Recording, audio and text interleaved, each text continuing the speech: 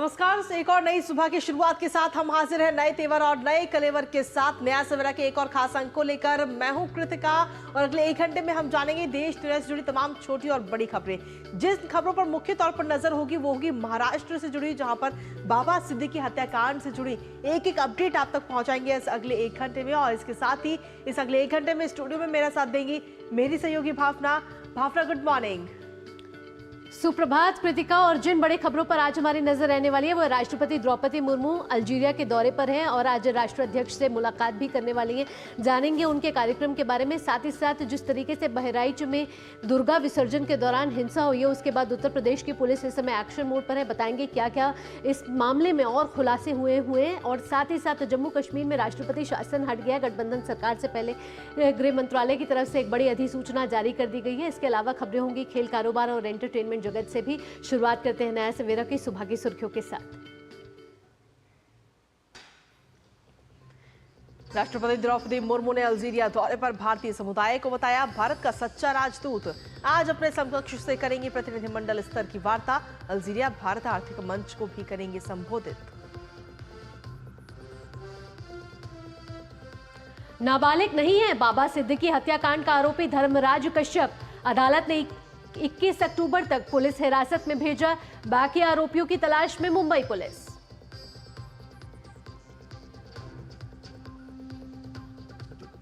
कोलकाता कांड के विरोध में फेमा का देश भर में आज से वैकल्पिक सेवाओं का बहिष्कार। कोलकाता में हड़ताली डॉक्टर और मुख्य सचिव के बीच आज होने वाली बैठक पर टिकी सभी की नजरें। वक्फ संशोधन बिल पर संसद की संयुक्त समिति की अगली बैठक आज से। 2 दिन की बैठक में सुनी जाएगी सभी पक्ष के विशेषज्ञों की राय।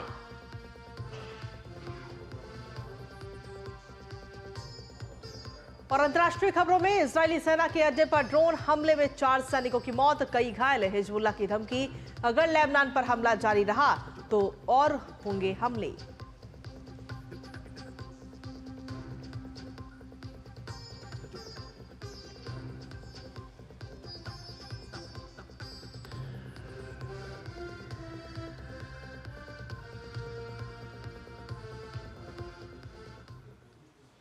और शुरुआत करते हैं नया सवेरा की इन सभी सुर्खियों के बाद। अब खबरें विस्तार से जानने की कोशिश करते हैं। और राष्ट्रपति द्रौपदी मुर्मू 3 अफ्रीकी देशों की आधिकारिक यात्रा पर इस समय हैं और पहले चरण में वे अल्जीरिया पहुंची हैं, जहां उन्होंने भारतीय समुदाय को संबोधित किया है।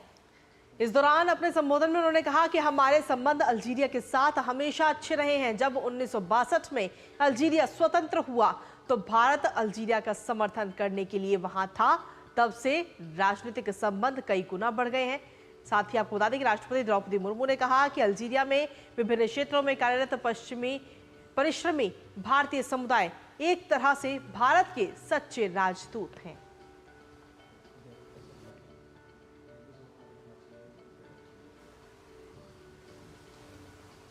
भौगोलिक दूरी के बावजूद हमारे बीच हमेशा मित्रता का घनिष्ठ संबंध रहा। इन दीर्घकालीन संबंधों का एक जीवंत उदाहरण अल्जीरिया के लोगों का भारत के प्रति स्नेह है। भारतीय सिनेमा और टीवी सॉप ओपेरा यहाँ लोकप्रिय है और उन्हें अरबी में देखा जाता है। बुजुर्ग आजियाई लोग 70 और 80 के दशक के दौरान अल्जियर्स में रहने वाले भारतीय डॉक्टर्स और शिक्षकों की आज भी याद करते हैं। मुझे ये जानकर खुशी हुई है कि अल्जीरियाई दुल्हनें 3 दिनों तक चलने वाले विवाह समारोह के दौरान अपनी पोशाक के रूप में भारतीय साड़ी भी पहनते हैं। तो आपको बता दें कि राष्ट्रपति द्रौपदी मुर्मू इस वक्त अल्जीरिया के दौरे पर है, जहां पर राष्ट्रपति द्रौपदी मुर्मू आज अल्जीरिया के राष्ट्रपति अब्देलमजीद तेब्बोने से मुलाकात करेंगी। राष्ट्रपति भारत अल्जीरिया आर्थिक मंच को भी संबोधित करेंगी और इसके अलावा राष्ट्रपति अल्जीरिया के महत्वपूर्ण सांस्कृतिक और ऐतिहासिक स्थलों जैसे मकाम इचाहिद और शहीद स्मारक का भी दौरा करेंगे। वहीं भारत और अल्जीरिया तेल और गैस, रक्षा और अंतरिक्ष सहयोग जैसे रणनीतिक क्षेत्रों सहित कई क्षेत्रों में सहयोग के साथ सौहार्दपूर्ण संबंध साझा करते हैं। राष्ट्रपति द्रौपदी मुर्मू 15 अक्टूबर तक अल्जीरिया के दौरे पर रहेंगी। साथ ही अफ्रीका के साथ मजबूत साझेदारी उनकी यात्रा की शीर्ष प्राथमिकता है। अफ्रीकी संघ को 1 वर्ष पहले ही भारत की अध्यक्षता में G20 का स्थायी सदस्य बनाया गया था।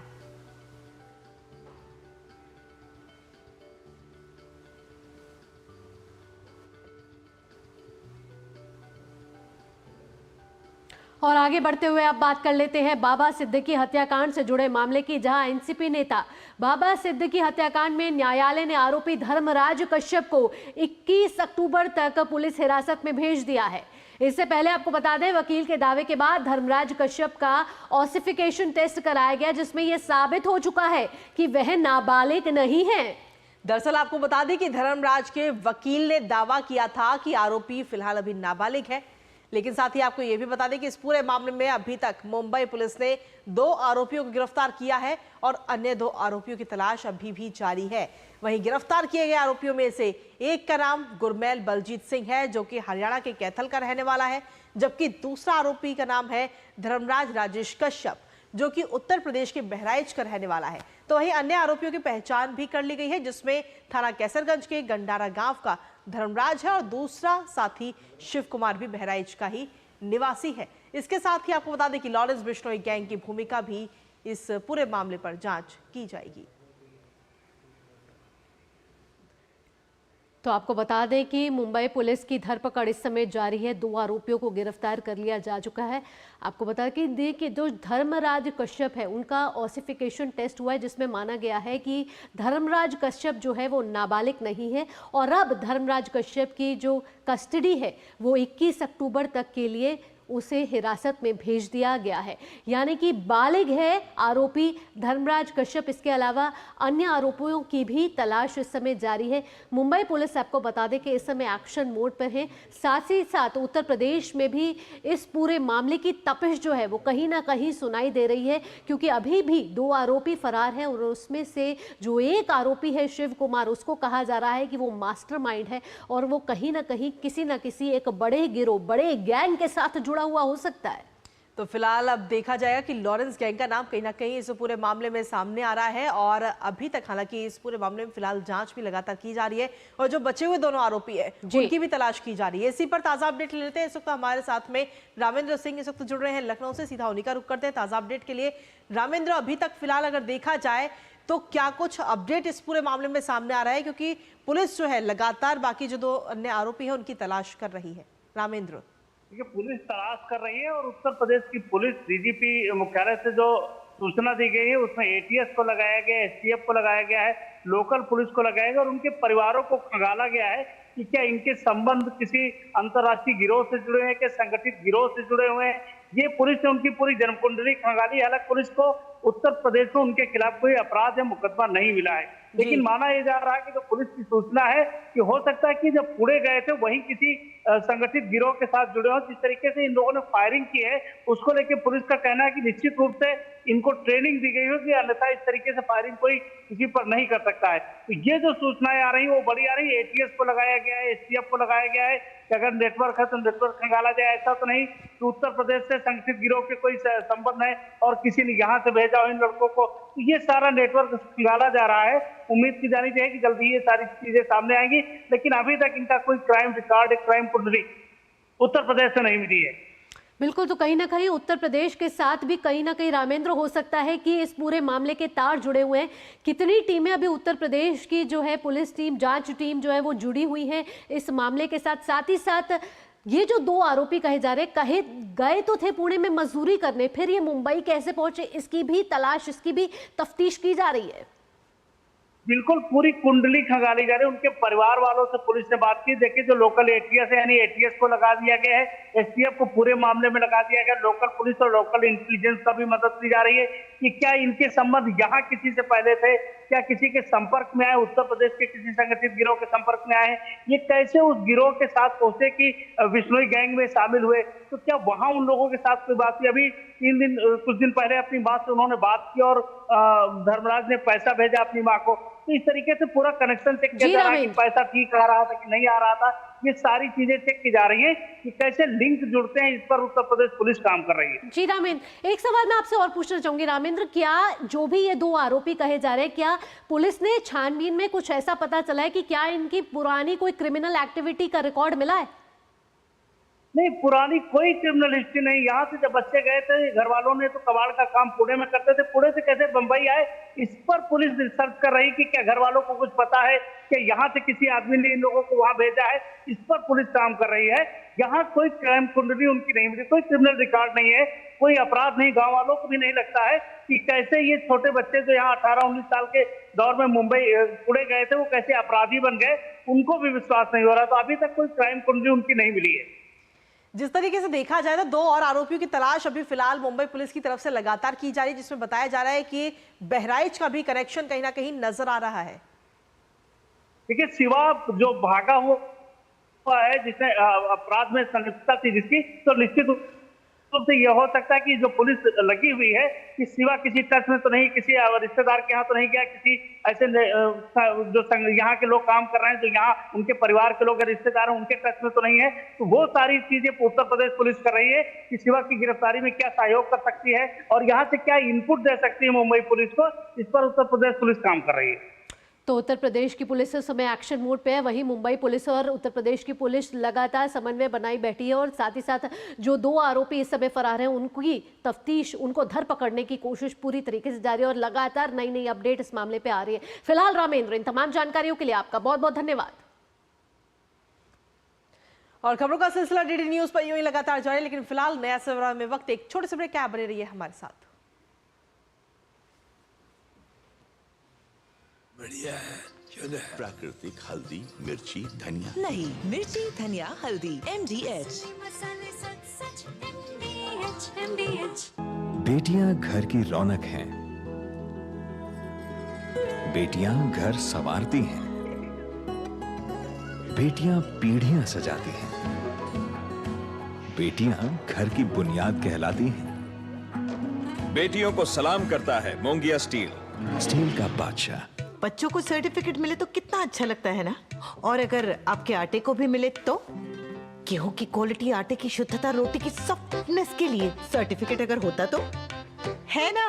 आशीर्वाद आटा का क्वालिटी सर्टिफिकेट, पैक स्कैन करो, खुद चेक करो। आशीर्वाद आटा, क्वालिटी का वादा, लिख के ले लो। बात जब पीढ़ियों के लिए बनने वाले घर की हो तो जिम्मेदारी बड़ी हो जाती है। गैलेंट समझता है ये जिम्मेदारी। अब डबल एम रिब्स के साथ गैलेंट एडवांस TMT रीबार, निर्माण का रियल हीरो। सारी छुर्रियां भर देती हैं, दीवार हमवार कर देती हैं। तो पुट्टी भर ले, हाँ पुट्टी भर ले। वंडर वॉल पुट्टी दे एक परफेक्ट फिनिश। ब्रेक के बाद आपका स्वागत है नया सवेरा में और खबर उत्तर प्रदेश के बहराइच से आ रही है, जहां माहौल बिगड़ने वाले लोगों में शामिल कई लोगों को पुलिस ने गिरफ्तार कर लिया है। बिल्कुल, और इसमें कई सारे नाम भी शामिल हैं। इनमें सलमान नामक उपद्रवी समेत अन्य को नामजद किया गया है और अन्य आरोपियों की तलाश और पहचान भी की जा रही है। इसके अलावा महसी चौकी इंचार्ज और हरदी थाने के प्रभारी हटाए गए हैं।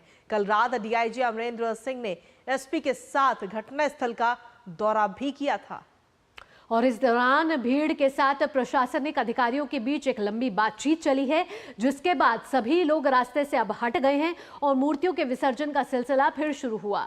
इस बीच उत्तर प्रदेश के मुख्यमंत्री योगी आदित्यनाथ ने बहराइच के महसी में माहौल बिगड़ने की कोशिश करने वालों के खिलाफ सख्त कदम उठाने के आदेश भी दे दिए। साथ ही उन्होंने अधिकारियों को निर्देशित भी किया है कि उपद्रवियों की पहचान कर उनके खिलाफ कठोरतम कार्रवाई सुनिश्चित करें। दरअसल विसर्जन के दौरान हुए बवाल में 2 लोगों को गोली लगी थी, जिसमें से 20 साल के रामगोपाल की मौत हो गई, जबकि 30 साल के राजन घायल है और जिनका इलाज इस वक्त अस्पताल में चल रहा है। जी महसी के महाराजगंज क्षेत्र में आज जब एक जुलूस के बीच में कुछ विषय को लेकर तकरार हुई, जिसमें दोनों पक्ष आमने सामने हुए, उसमें आपस में कुछ लोग उत्पात मचाने लगे, जिस घटनाक्रम में एक व्यक्ति को गोली लगी और बाद में उसकी मृत्यु हो गई। उसी के बाद एक तनाव की स्थिति उत्पन्न हुई, जिससे विभिन्न स्थानों पे जो मूर्ति विसर्जन है उसको रोक दिया गया। पुलिस द्वारा बहुत तेज़ी से अपनी कार्रवाई हरकत में लाए गए और जहाँ पे भी इस तरह का डिस्टर्बेंस हुआ है उसको हम नियंत्रण में ले आए हैं और अब सभी जगह सकुशल विसर्जन जो है पुनः आरंभ हो गया है। विकास सिंह जुड़ गए लखनऊ से हमारे साथ ज्यादा जानकारी के साथ। विकास, आपसे ताज़ा अपडेट लेना चाहेंगे, अभी बहराइच के इस इलाके के क्या हालात हैं? इसके साथ साथ पुलिस एक्शन मोड में नजर आ रही है और साथ ही साथ उत्तर प्रदेश की सरकार ने भी सख्त कदम उठाने की कार्रवाई करने के आदेश भी जारी कर दिए। जी बिल्कुल, अगर ताजा स्थिति की बात करें कि रात में ही पुलिस अधिकारियों की बात हुई थी तमाम सारे लोगों के साथ, जिसके बाद प्रतिमाओं का विसर्जन शुरू हो गया था और अब फिलहाल आप सुबह तक सारा विसर्जन का जो कार्य होता है वो संपूर्ण हो चुका है। वहां पर दुर्गा प्रतिमाओं का जो विसर्जन था अब वो पूरा हो चुका है। अब रही वो पुलिस की कार्रवाई की बात, पुलिस ने कल ही तकरीबन 25 से 30 लोगों को हिरासत में ले लिया था और जो मुख्य आरोपी था इस घटना का सलमान, उसके सहित अज्ञात लोगों के खिलाफ FIR दर्ज की गई है और उन लोगों की पहचान की जा रही है जो इस घटना में गोली चलाए और जो उस घटना में पत्थरबाजी की। उनकी पहचान के लिए अलग अलग टीमें पुलिस ने गठित कर दी हैं। उन टीमों को जो लोग संदिग्ध पकड़े गए हैं 25 से 30 लोग, उनसे बातचीत करके उनसे जानकारी करके कि वो लोग कहाँ जा सकते हैं, कहाँ छुप सकते हैं, टीमों को रवाना किया गया है और निश्चित रूप से वो सारे उपद्रवी जो इस घटना में शामिल हैं उनको पुलिस उनकी धरपकड़ के लिए कार्रवाई जो की जा रही है, जल्द से जल्द वो लोग पुलिस की गिरफ्त में ही होंगे। और सीएम योगी ने इस घटना का संज्ञान लेते हुए निर्देश दिया था, जैसा कि आपने बताया, कि सारे उपद्रवी पहचाने जाएं और किसी भी प्रकार से उनको बख्शा न जाए और सख्त कार्रवाई की जाए। ये पूरे प्रदेश के लिए सीएम योगी ने बात कही थी कि अलग अलग जगहों पर कुछ ऐसी छोटी मोटी वारदात की घटनाएं हुई थी, तो दुर्गा मूर्ति के विसर्जन पे कहीं कहीं जो घटनाएं हुई थी। बहराइच में इस बड़ी घटना के बाद पुलिस ने त्वरित कार्रवाई की और आला अधिकारी मौके पे पहुंचे। देर रात वहां DIG SP समेत तमाम सारे पुलिस बल वहां पर पहुंचे और स्थिति को नियंत्रण में किया, लोगों से बातचीत की, माहौल को शांत किया और प्रतिमाओं को विसर्जन जिसके बाद से शुरू हो चुका है। अब पुलिस की सबसे बड़ा टारगेट यही होगा कि इस घटना में जो शख्स शामिल है उनकी पहचान कर उनको पकड़ा जाए, उनको सजा दिलाने का काम किया जाए। इसके लिए पुलिस की टीमें रवाना हो चुकी है वहां पर और जल्द से जल्द पुलिस उन लोगों तक पहुंच जाएगी, क्योंकि पुलिस ने रात को ही उन टीमों को रवाना कर दिया, अलग अलग टीमें गठित की थी उन सारे लोगों को पकड़ने के लिए। और सबसे बड़ी बात है कि जब ये दुर्गा विसर्जन का निकल रही थी प्रतिमा वहां से, जब मुस्लिम बाहुल इलाके से गुजरी, तो जिस घर से ये पथराव हुआ था उसकी आइडेंटिफाई हो चुका है, सलमान का घर है वो। तो सबसे बड़ी बात है कि उन सब लोगों को पकड़कर उनसे जब पूछताछ की जाएगी कि कौन अंदर था, फायरिंग किसके हाथों हुई है, ये सारी चीजें जो है पुलिस की जानकारी में आ जाएंगी। और निश्चित रूप से जो घायल है विकास, अभी उनके हालत कैसे है? क्या उनकी हालत सुधरती हुई नजर आ रही है? इस पूरे मामले में, इस हिंसा में जो भी लोग घायल हुए हैं उनकी अभी कहाँ इलाज चल रहा है और उनके हालात कैसे हैं अभी?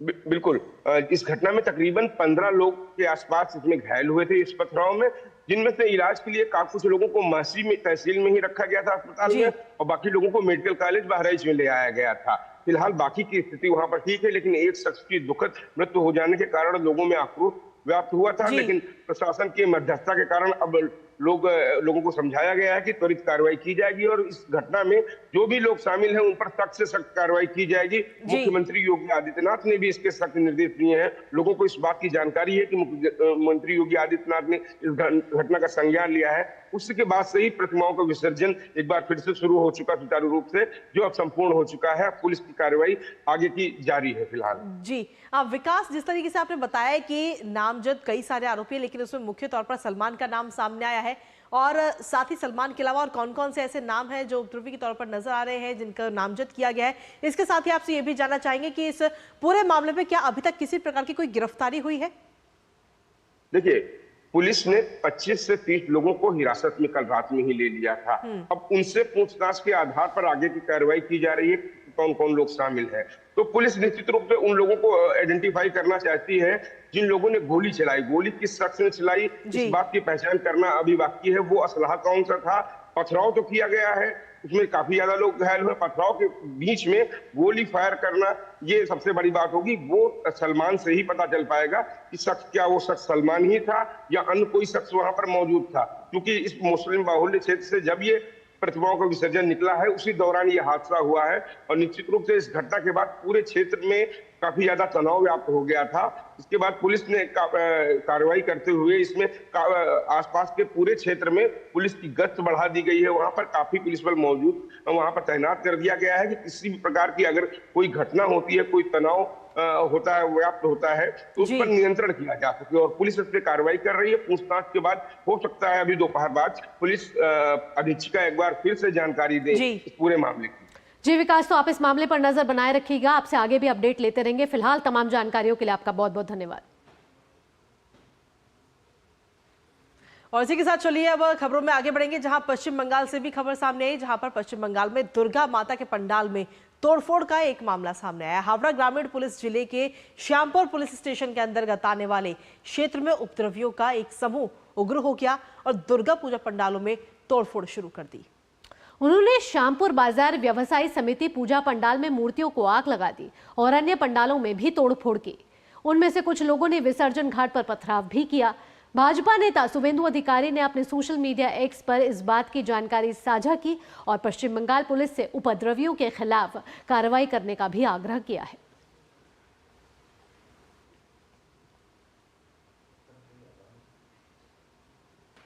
और इसी बीच नया सवेरा में वक्त एक और छोटे से ब्रेक का। बने रहिए हमारे साथ और ब्रेक के उस पर हम बात करेंगे कोलकाता के आरजी मेडिकल कॉलेज से क्या कुछ अपडेट्स है उसके बारे में। रुकते एक छोटे से ब्रेक के लिए।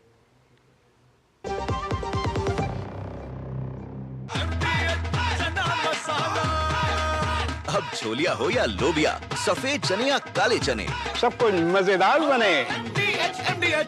सारी छुर्रियाँ भर देती हैं, दीवार हमवार कर देती हैं। तो पुट्टी भर ले, हाँ पुट्टी भर ले। वंडर वॉल पुट्टी दे एक परफेक्ट फिनिश। बात जब पीढ़ियों के लिए बनने वाले घर की हो तो जिम्मेदारी बड़ी हो जाती है। गैलेंट समझता है ये जिम्मेदारी। अब डबल एम रिब्स के साथ गैलेंट एडवांस TMT रीबार, निर्माण का रियल हीरो। ये तुम्हारा खेत नहीं, खेल का मैदान है। अकेले क्या कर लोगे? अकेले नहीं, मेरे साथ है मेरा यार, जिसके सामने हुई अड़ियल मंडूसी की भी हार तुम्हारी तरह।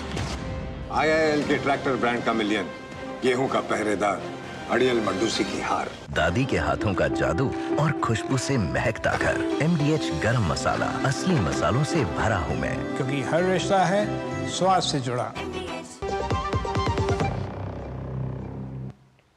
ब्रेक के बाद आपका स्वागत। आप देख रहे हैं नया सवेरा और अब खबर पश्चिम बंगाल से आ रही है, जहां कोलकाता आरजी मेडिकल कॉलेज के जूनियर डॉक्टरों का आमरण अनशन लगातार 10वें दिन भी जारी है। दरअसल आपको बता दें कि अनशन पर बैठे डॉक्टरों की हालत भी लगातार बिगड़ती जा रही है और उन्हें अस्पताल में भर्ती कराया गया है। Federation of all India medical association यानी फेमा ने डॉक्टरों के इस विरोध प्रदर्शन को समर्थन देते हुए आज से अस्पतालों में वैकल्पिक सेवाओं का बहिष्कार करने का भी आह्वान किया है। हालांकि फेमा ने सभी रेजिडेंट डॉक्टरों से अनुरोध किया है कि वो इस दौरान इमरजेंसी सेवाओं को 24 घंटे चालू रखें।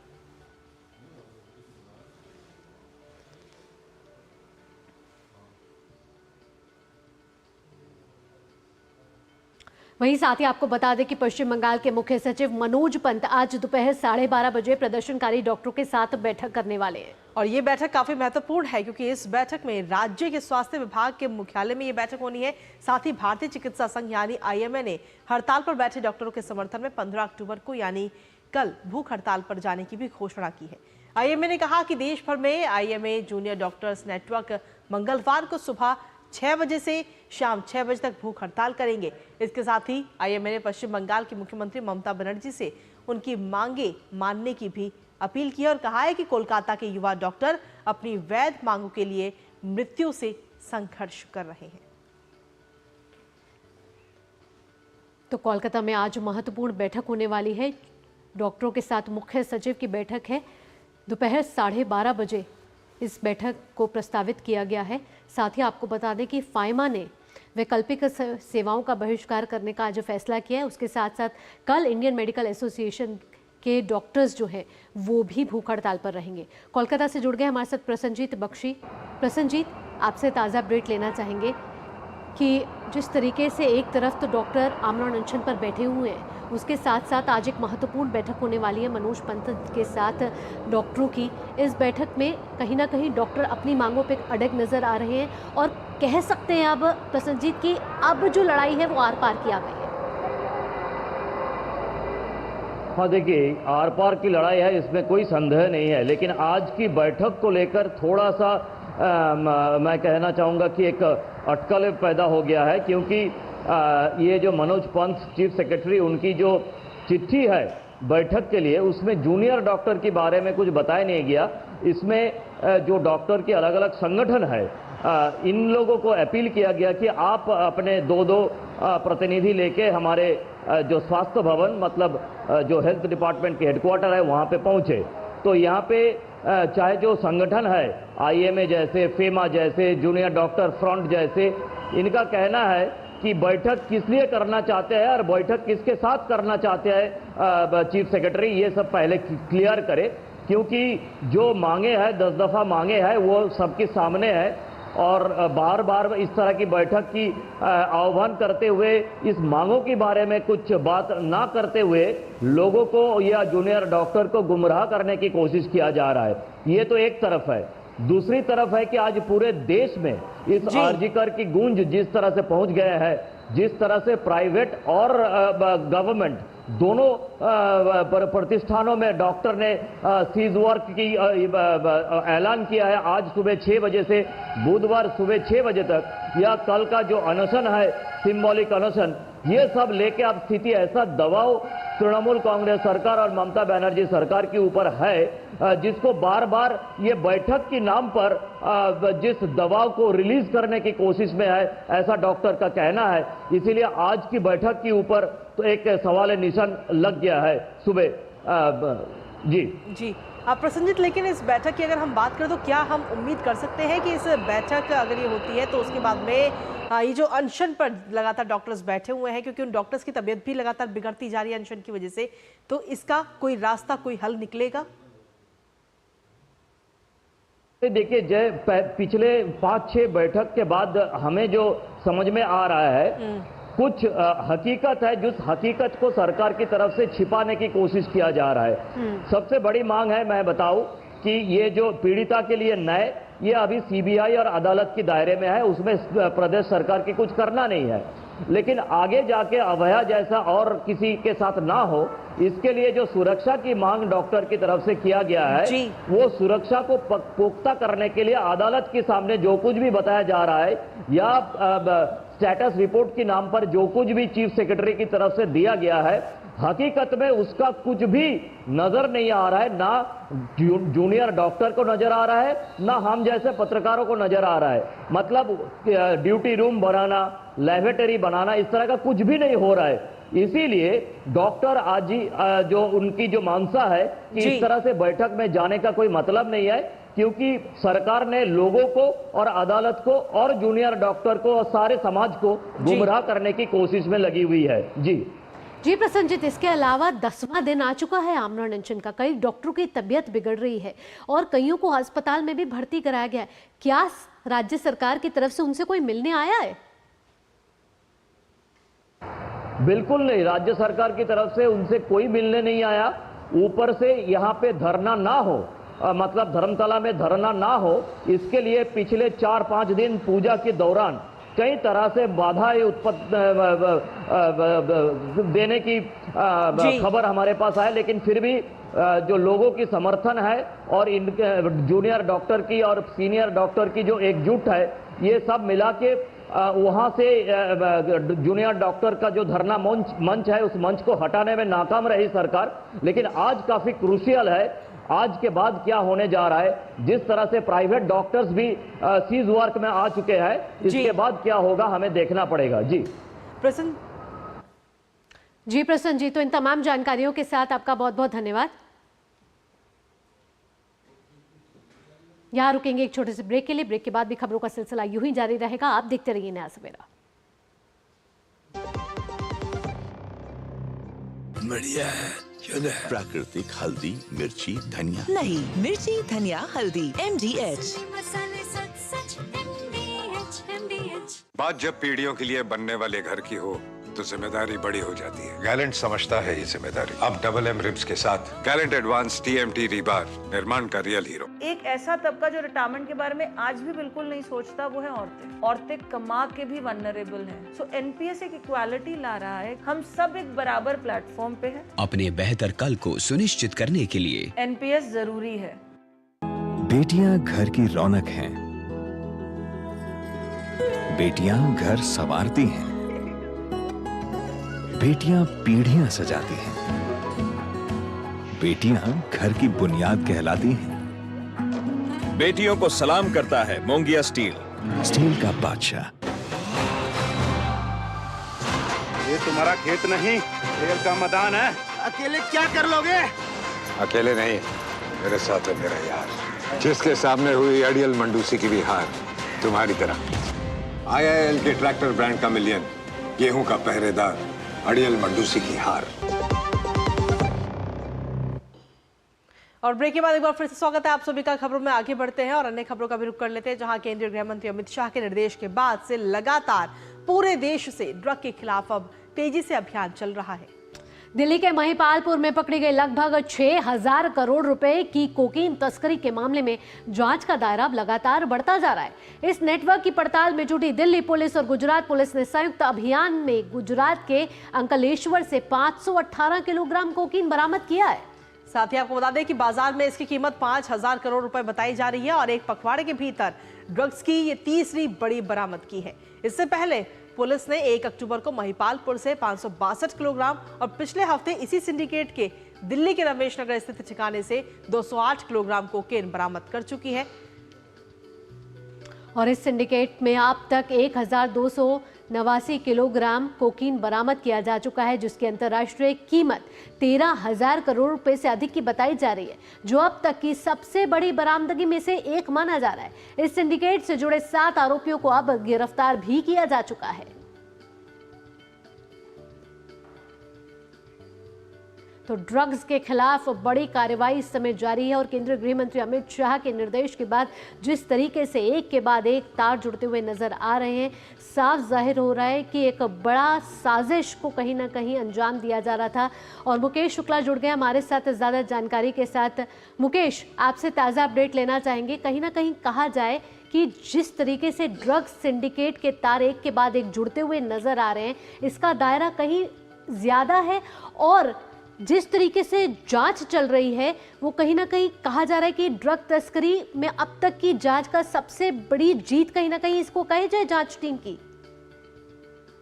बिल्कुल भावना, जैसा कि गृह मंत्री के निर्देश के बाद ताबड़तोड़ रेड लग रही है। देखिए, दिल्ली पुलिस की स्पेशल सेल लगातार 2 हफ्ते में इतनी बड़ी खेप पकड़कर सामने लेके आई। 75,000 करोड़ इससे पहले पकड़े और अब ये 518 किलो जो ड्रग मिली है, जिसकी अंतर्राष्ट्रीय कीमत 5,000 है, 5,000 करोड़ आंकी गई है। यानी 13,000 करोड़ के आसपास ये ड्रग जो है इसको वैल्यूएट किया गया है कि अंतर्राष्ट्रीय बाजार में इसकी इतनी बड़ी कीमत है। रमेश नगर में आप देखिए, अभी कुछ दिन पहले ही रात को रेड मार के स्पेशल सेल ने पकड़ी, महिपालपुर से पकड़ी। इसमें 12 से ज्यादा लोगों की गिरफ्तारी भी करी है। पुलिस ने इसमें 7 लोगों की गिरफ्तारी पहले करी और अभी 5 लोगों की गिरफ्तारी हुई। तो ये दिखाता है कि देश में जो ड्रग्स का सिंडिकेट है, ये अंतर्राष्ट्रीय जो मार्केट में बैठे लोग हैं, जिसके तार दुबई, यूके से जोड़े जा रहे हैं। क्योंकि रमेश नगर में जो ड्रग्स मिली थी उसका जो उसमें एक चिप लगी थी गाड़ी में, उस चिप के माध्यम से वहां पहुंचे और उसके बाद उस स्टोर के अंदर जाकर के पता लगा कि भाई ये यहाँ पर ड्रग्स है और वो बंदा यूके भाग गया। अभी जो यहाँ पर नाम आ रहा है, ये आ रहा है कि इसका जो ड्रग पैडलर है ये दुबई में बैठा हुआ और वहां से ये सारा का सारा सिंडिकेट चलाया जा रहा था। तो इस तरह का जो ये मुहिम है, बड़ी मुहिम है, बड़ी कामयाबी आज तक के इतिहास में इतनी बड़ी तादाद में ड्रग्स की खेप कभी नहीं पकड़ी गई। आप देखिए कि जो ये खेप है कितनी ज्यादा हो गई है। यानी लगातार ये जो मौत का जो सामान था, ये युवाओं के बीच में सप्लाई करने की पूरी फिराक थी और बड़े महंगे ड्रग्स हैं। इनको रेव पार्टीज में, बड़ी पार्टीज में लेकर के जाया जाता है, वहां बेचा जाता है और बहुत महंगी ड्रग्स है। तो दिल्ली पुलिस की स्पेशल सेल, गुजरात पुलिस ने जिस तरह से अभियान चला करके कल रात से ये ड्रग्स जो है ये बरामद करी। अभी भी मैराथन रेड जो है जारी है, क्योंकि स्पेशल सेल के एडिशनल सीपी कुशवाहा जी से जब मैंने बात करी तो उन्होंने बताया था कि इनसे ये जानने की कोशिश की जा रही है कि ये कहाँ कहाँ और दबिश डाल करके इन पे पकड़ा जा सकता है। डीसीपी जो अमित कौशिक जी हैं वो भी लगे हुए हैं। तो तमाम पुलिस के आला अधिकारी संयुक्त रूप से तमाम जगहों पर रेड डाली जा रही है। ये ना केवल अभी यहाँ तक है, अभी देखिए इसके और तार आगे और राज्यों में मिलेंगे, क्योंकि सप्लाई कहाँ होनी थी। इससे पहले मुंबई का जो सप्लायर था उसको दिल्ली में गिरफ्तार किया गया था। 15 किलो की जो ड्रग्स थी उसको लेने के लिए कंसाइनमेंट को आया था। तो यहाँ पर अभी कोई भी चूक नहीं की जा रही है और बहुत ज्यादा इसको लोगों के बीच में भी निलाया जा रहा है। कोशिश की जा रही है कि ये, क्योंकि अगर इनके मंसूबों को पता लग जाएगा कि पुलिस इनको यहाँ पकड़ने के लिए रेड डाल रही है तो ये वहां से भी भाग जाएंगे। तो ऐसे में इनका जानना चाहेंगे अब तक कितनी गिरफ्तारियां हो चुकी हैं। दिल्ली पुलिस और गुजरात पुलिस संयुक्त टीम जो है वो जांच कर रही है, लेकिन गिरफ्तारियां कितनी हो चुकी हैं अब तक इस मामले में? भावना, इसमें अभी तक 12 लोगों को गिरफ्तार किया जा चुका है। 7 से 8 गिरफ्तारी तो दिल्ली पुलिस ने बीते 2 हफ्ते के अंदर ही करी। पहले जो गिरफ्तारी थी वो 1 तारीख को की गई महिपालपुर में जब रेड लगी, उसके बाद रमेश नगर में रेड लगी। तो इसमें यहीं से ये क्लू खुल करके सामने आया कि ये इस खेप को कहाँ ले जाना चाह रहे थे। और पुलिस ने इनको थोड़ा सा, क्योंकि पुलिस को पहले ही ये टिप मिल चुकी थी कि इतना बड़ा कंसाइनमेंट दिल्ली में आ चुका है, तो उन्होंने इनको पहले रिलैक्स होने दिया कि ये इसको सप्लाई करने के लिए जब निकलेंगे तब पुलिस इन्हें पकड़ेगी। थोड़ा सा इनको रिलीज किया, यानी रिलैक्स किया और अपना एक स्ट्रैटेजी बनाया। उसके बाद इन्होंने जो जाल बिछाया और उसके अंदर इनको जैसे ही फांसा और उसके बाद एक एक करके परतें खुलती जा रही है भावना। और अभी मेरे को लगता है ये जो सिंडिकेट है, जो पूरा नेक्सस है, ये बहुत आगे तक निकलेगा। इसके तार अन्य राज्यों से भी निकल करके सामने आएंगे। अन्य राज्य में भी जो इनके सरगना बैठे हैं, जहां से ये कंसाइनमेंट ले करके जाना चाह रहे थे, ये उनकी भी पता करने की कोशिश की जाएगी। फिलहाल बहुत बहुत शुक्रिया मुकेश, तमाम जानकारी और अपडेट्स हमारे साथ साझा करने के लिए। तो देखना होगा कि इस अभियान में अब आगे और किस तरीके से कड़ियों को जोड़ा जाता है और कितनी गिरफ्तारियां होती है और कितना और कोकेन बरामद किया जाता है। फिलहाल शुक्रिया मुकेश तमाम अपडेट्स देने के लिए। और उस समय एक बड़ी खबर आ रही है। बम की धमकी के बाद मुंबई से न्यूयॉर्क जाने वाली एयर इंडिया की उड़ान की दिल्ली में इमरजेंसी लैंडिंग कराई गई है। आपको ज्यादा जानकारी दें कि विमान वर्तमान में आईजीआई हवाई अड्डे पर खड़ा हुआ है और विमान में यात्रियों और चालक दल की सुरक्षा सुनिश्चित करने के लिए सभी मानक सुरक्षा प्रोटोकॉल का पालन भी किया जा रहा है। तो ये सबकी बड़ी खबर आप तक पहुंचा रहे हैं, जहां पर मुंबई से न्यूयॉर्क जा रही एयर इंडिया की फ्लाइट में बम होने की खबर मिली थी। एयर इंडिया के विमान में बम होने की धमकी मिली, जिसके बाद में डाइवर्ट किया गया फ्लाइट को और दिल्ली में लैंड किया गया है। दिल्ली में आईजीआई एयरपोर्ट पर इस फ्लाइट को लैंड किया गया और वहां पर चालक दल जो है, जो पूरी टीम है, क्रू मेंबर्स हैं और साथ ही जो इस विमान में यात्री सवार हैं, उन सब की सुरक्षा भी सुनिश्चित की गई है। फिलहाल अभी जांच इस पूरे मामले में की जा रही है। तो विमान की फिलहाल दिल्ली में इमरजेंसी लैंडिंग आईजीआई एयरपोर्ट पर कराई गई है। जैसे ही बम की खबर, बम की जानकारी मिली तो तुरंत ही वहां पर इस फ्लाइट को, न्यूयॉर्क की फ्लाइट जा रही थी मुंबई से, और इसको डाइवर्ट करके दिल्ली में आईजीआई एयरपोर्ट पर इस विमान की लैंडिंग कराई गई है। तो पल पल के अपडेट हम आपको आगे भी देते रहेंगे, लेकिन फिलहाल मुंबई से न्यूयॉर्क जाने वाली फ्लाइट को दिल्ली में इमरजेंसी लैंडिंग करानी पड़ी है। नीरज जुड़ गए ज्यादा जानकारी के साथ। नीरज, क्या है ताजा अपडेट और क्या यात्रियों को फ्लाइट से सुरक्षित बाहर निकाल लिया गया है?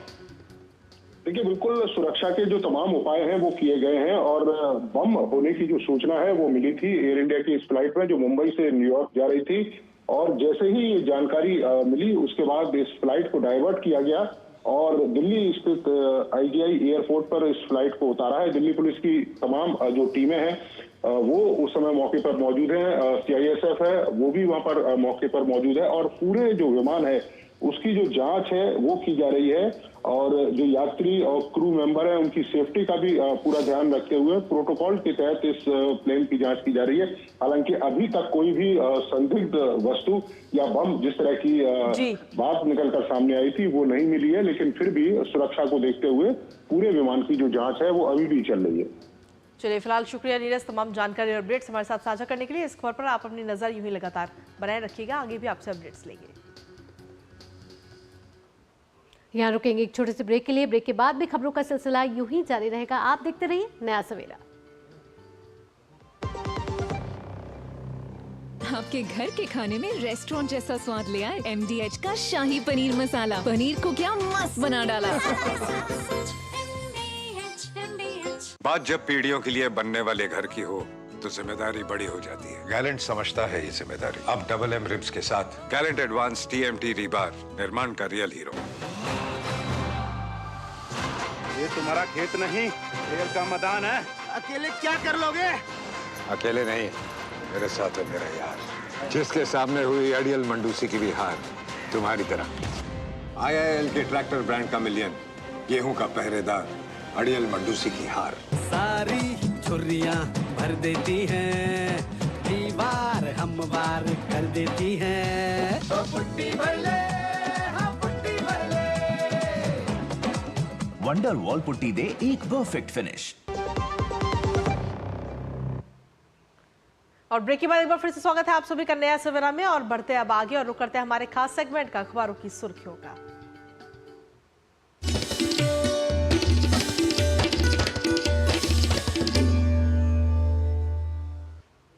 और समाचार पत्रों की अहम सुर्खियां जानने के लिए सीधा लिए चलते हैं आपको हमारे स्टूडियो में मौजूद हमारी सहयोगी संध्या शर्मा का। संध्या, सुप्रभात। क्या है आज दिल्ली से प्रकाशित समाचार पत्रों की मुख्य सुर्खियां? सुर्खियों की शुरुआत करते हैं जम्मू कश्मीर से हटे राष्ट्रपति शासन से जुड़ी हुई खबर के साथ, जिसे आज प्रमुख अखबारों ने प्रमुखता के साथ पहले पेज पर प्रकाशित किया है और लिखा है कि गृह मंत्रालय ने इस संबंध में अधिसूचना जारी कर दी है। अधिसूचना जारी होने के साथ सरकार गठन का रास्ता भी साफ हो गया है। अगली खबर की बात करें तो ये है बिजली से जुड़ी हुई खबर। जी हाँ, दक्षिणी राज्यों से काफी बेहतर उत्तर भारत में बिजली की आपूर्ति, ये बिजली मंत्रालय की तरफ से आंकड़ों के माध्यम से खबर प्रकाशित की गई है और लिखा है कि कुछ वर्ष पहले तक बिजली आपूर्ति के मामले में उत्तर से बेहतर थे दक्षिणी राज्य, लेकिन यूपी, उत्तराखंड और दिल्ली अधिकतम मांग को पूरा करने में सफल रहे हैं। और साथ ही ये भी बताया गया है कि बिजली की स्थिति में सुधार से क्या कुछ लाभ मिलते हैं, आम लोगों के जीवन पर किस तरह से सकारात्मक प्रभाव पड़ता है।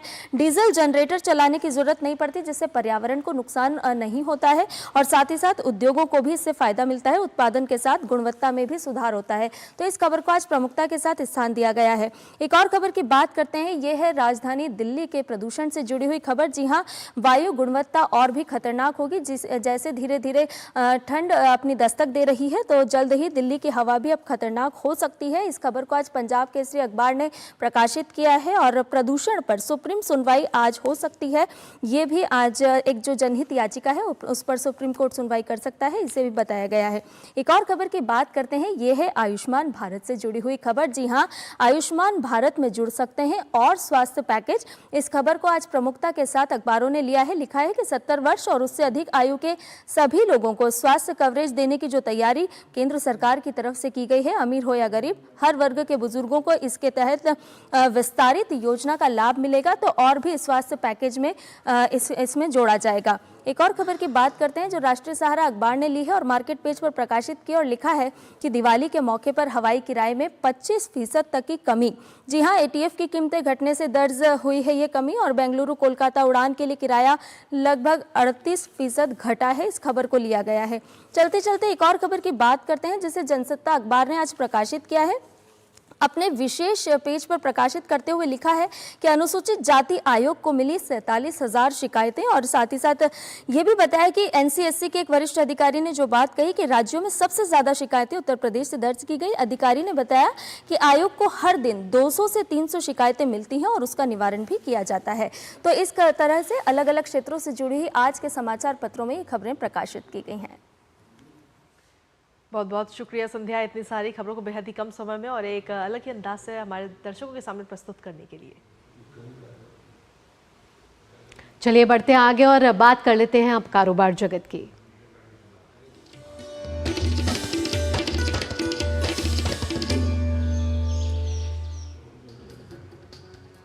केंद्रीय उपभोक्ता संरक्षण प्राधिकरण ने राइटिंग सर्विस प्रोवाइडर ओला कैब्स को निर्देश दिया है कि वो उपभोक्ताओं को रिफंड के लिए उनकी पसंद का तरीका चुनने का विकल्प प्रदान करें। यह फैसला ग्राहकों के हितों की रक्षा के लिए एक महत्वपूर्ण कदम माना जा रहा है। इसके अलावा ओला को यह भी निर्देश दिया गया है कि वह अपने प्लेटफॉर्म के माध्यम से बुक की जाने वाली सभी ऑटो राइड्स के लिए ग्राहकों को बिल या रसीद या इनवॉइस प्रदान करें। भारत की तीसरी सबसे बड़ी स्टॉक ब्रोकिंग कंपनी ज़ेरोधा के को फाउंडर्स नितिन और निखिल कामत देश में इनोवेशन को बढ़ावा देने के लिए स्टार्टअप्स, नियामकों और सरकार से आपस में मिलकर काम करने का आग्रह कर रहे हैं। भारतीय स्टेट बैंक एमएसएमई क्षेत्र को आसानी से पर्याप्त कर्ज उपलब्ध कराने के लिए तत्काल ऋण योजना के तहत कर्ज सीमा को मौजूदा 5 करोड़ रुपए से बढ़ाने की योजना बना रहा है। भारत सरकार ने PSU company Hindustan aeronautics limited को महारत्न का दर्जा दिया है। इसके साथ ही HAL महारत्न का दर्जा हासिल करने वाली भारत की 14वीं कंपनी बन गई है। भारतीय जीवन बीमा निगम ने अपनी न्यू एंडोमेंट योजना के लिए प्रवेश आयु को 55 साल से घटाकर 50 साल कर दिया है। और चलिए नए खबरों में आगे बढ़ते हैं और अब देख लेते हैं खबरें खेल जगत से।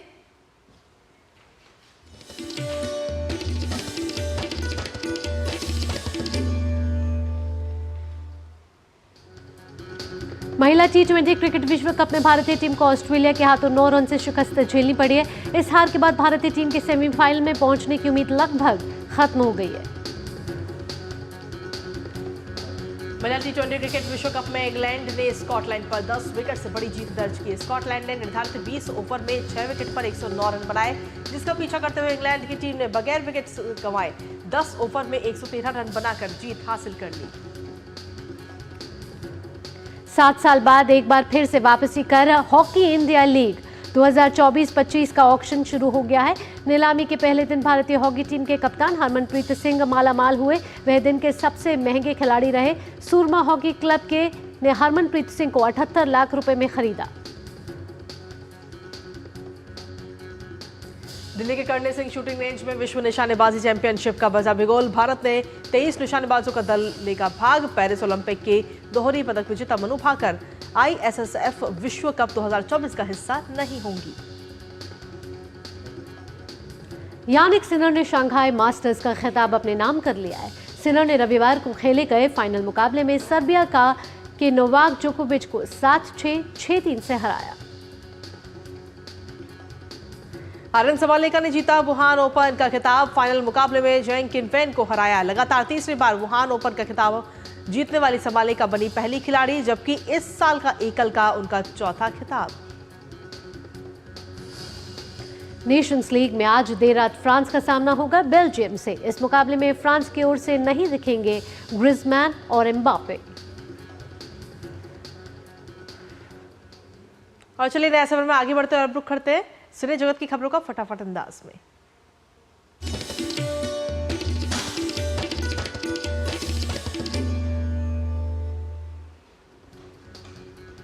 रजनीकांत और लोकेश कनगराज की बहुप्रतीक्षित फिल्म कूली सबसे रोमांचक फिल्मों में से एक है, जिसका प्रशंसक बेसब्री से इंतजार कर रहे हैं। रामचरण और Kiara Advani starrer film game changer अगले साल 10 जनवरी को सिनेमाघरों में रिलीज कर दी जाएगी। डायरेक्टर शंकर की फिल्म गेम चेंजर एक राजनीतिक थ्रिलर है, जिसे कार्तिक सुब्बाराज ने लिखा है।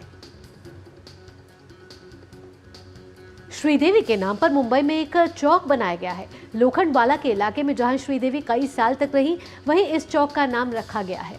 चौक के उद्घाटन के मौके पर बोनी कपूर और उनकी बेटी खुशी कपूर नजर आए। प्रदीप सॉफ्ट पिट्सबर्ग 17 अक्टूबर को प्राइम वीडियो पर स्ट्रीम होने के लिए तैयार है। इसमें अश्विन शक्तिवेल, अर्जुन श्रीराम, सहाना श्रीनिवासन, सिद्धूफी प्रमुख भूमिकाओं में है। कैमरों से अलग एक बॉलीवुड स्टार वाइफ की लाइफ कैसी होती है, इसकी झलक दिखाते हैं fabulous lives versus Bollywood wives के तीसरे सीजन की 18 अक्टूबर से होगी स्ट्रीमिंग, जहां शो को नेटफ्लिक्स पर स्ट्रीम किया जाएगा। पूजा हेगड़े साल 2025 में शाहिद कपूर और पावेल गुलाटी के साथ देवा फिल्मों में नजर आएंगे। इस फिल्म में शाहिद कपूर और पावेल दोनों पुलिसकर्मी की भूमिका में नजर आएंगे।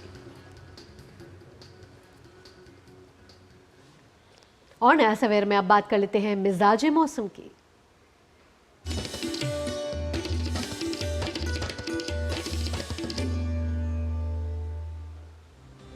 मौसम विभाग के अनुसार आज मध्य प्रदेश, राजस्थान के साथ ही महाराष्ट्र और गुजरात में भी बारिश हो सकती है। वहीं दिल्ली में IMD के अनुसार आज आसमान में हल्के बादल छाए रहेंगे, लेकिन दिन में खूब धूप निकलेगी। मौसम विभाग ने फिर से 19 अक्टूबर को शिमला के पर्वतीय क्षेत्रों पर बर्फबारी की संभावना जताई है। साथ ही मौसम विभाग के पूर्वानुमान के अनुसार आज भी देहरादून और उसके आसपास के इलाकों में दिन में मौसम शुष्क बना रहेगा। इसी के साथ अब देखते हैं विभिन्न शहरों और राज्यों का न्यूनतम और अधिकतम तापमान।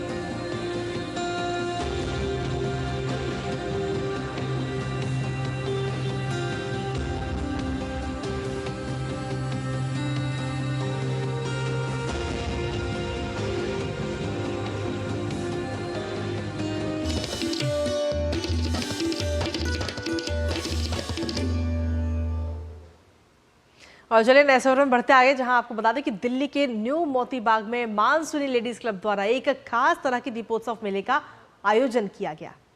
इस मेले की खास बात यही थी कि इसमें फूड और अन्य स्टॉल दिव्यांगजनों द्वारा लगाए गए थे। साथ ही इसमें कई सांस्कृतिक कार्यक्रम भी आयोजित किए गए। आइए देखते हैं इस पर हमारी खास रिपोर्ट। हर साल की तरह इस साल भी मनस्विनी लेडीज क्लब ने न्यू मोती बाग में मेला आयोजन किया है और इस बार इस मेले का नाम है दीपोत्सव मेला। क्या कुछ खास है इस मेले में और क्या कुछ नया देखने को मिलेगा, आइए चलिए मेरे साथ। दिल्ली स्थित न्यू मोती बाग में मनस्विनी लेडीज क्लब ने दीपोत्सव मेला का आयोजन किया। ये मेला सभी के लिए बहुत खास रहा। ये एक ऐसा अद्भुत मेला था जो आपकी सोच से परे साबित हुआ। इस मेले में सभी के मन में दीप जलाने की कोशिश की गई। ऐसे कलाकारों द्वारा प्रस्तुति दी गई जो सभी के लिए एक मिसाल बन गए। रामायण हमारे स्पेशल आर्टिस्ट, दिव्यांग आर्टिस्ट के द्वारा, उन्होंने तो हमारे दांत तले हमारी उंगली ही थी। उनका जो प्रोग्राम था, जिस तरह उन्होंने दिखाया, पूरी रामायण को दर्शाया, एक वो अद्भुत दृश्य था। दीपोत्सव मेले में इस बार 100 से ज्यादा लोगों ने अपना स्टॉल लगाया, जिसमें सीआरपीएफ महिला संगठन, बीएसएफ महिला संगठन, पुलिस महिला संगठन आदि ने अपना स्टॉल लगाकर अनगिनत महिलाओं को व्यापारिक तौर पर भी मजबूत किया। इस 2 दिवसीय दीपोत्सव मेले में आपको खरीदारी करने का भी अच्छा मौका मिला। विभिन्न प्रकारों की दुकानों पर परिधान, आभूषण, घरेलू सामान, हस्तशिल्प और दीपावली पर अपने दोस्तों और परिवार के लिए लोगों ने कई उपहार भी खरीदे। खरीदारी के साथ साथ खाने को लेकर के भी ये मेला बेहद खास रहा। इसमें तरह तरह के व्यंजन लोगों को खाने के लिए मिले। गोलगप्पे, chole kulche, ice tea, continental, Chinese, सभी प्रकार के भोजन का लोगों ने इस मेले में आनंद उठाया। दीपोत्सव मेले में न सिर्फ सांस्कृतिक कार्यक्रम, पारंपरिक भोजन से भारत की संस्कृति को देखने मिला, साथ ही संदेश भी दिया कि दुनिया में कुछ भी नामुमकिन नहीं है, बस आप में करने की चाहत होनी चाहिए। इस मेले को देखने के बाद एक बात तो तय है कि इस मेले का उद्देश्य समाज के सभी वर्गों को एक मंच पर लाना है। साथ ही जितने भी लोग हैं उन सभी को साथ में लेकर त्योहार की खुशी मनाना है। 2024 दीपोत्सव मेला सभी के लिए एक अद्वितीय अनुभव साबित हुआ है, जिसमें हर किसी को कुछ न कुछ नया और आश्चर्यचकित देखने को मिला। कैमरा पर्सन आशीष के साथ मैं डॉक्टर सुयश शर्मा, डीडी न्यूज़, दिल्ली। और इसी के साथ आज के इस अंक में नया सवेरा के अब वक्त हो चुका है आपसे विदा लेने का, लेकिन जाने से पहले हर बार की तरह आज भी आपको छोड़ के जाएंगे कुछ खास और बेहतरीन तस्वीरों के साथ। और आज की जो तस्वीरें हैं वो है पश्चिम बंगाल से। जी हाँ, पश्चिम बंगाल की दुर्गा पूजा की पहचान तो दुनिया भर में है। यूनेस्को ने इसे अपनी 2021 की इंटैंजिबल कल्चरल हेरिटेज की सूची में भी शामिल कर लिया है। तो चलिए आपको दिखाते हैं देश भर से पूजा के अंतिम दिन माँ दुर्गा को दिए जाने वाले सिंदूर दान और उसके बाद सिंदूर खेला की कुछ अद्भुत और सुंदर झलकियों के साथ। इसके बाद माँ दुर्गा का विसर्जन कर दिया गया। इसी के साथ मुझे कृतिका और नया सवेरा की टीम को दीजिए अनुमति। नमस्कार।